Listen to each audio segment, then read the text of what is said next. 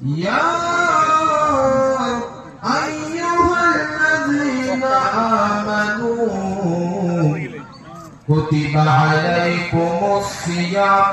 كما كتب على الذين من قبلكم لعلكم تتقون صدق الله العظيم الصوم لي وعلى أحسبي أو كما عليه الصلاة والسلام الحمد لله الحمد لله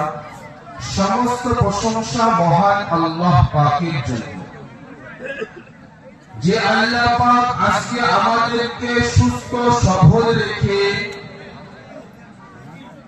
তার হুকুম পবিত্র ঈদুল ফিতরের ওয়াজিব নামাজ আদায় করার জন্য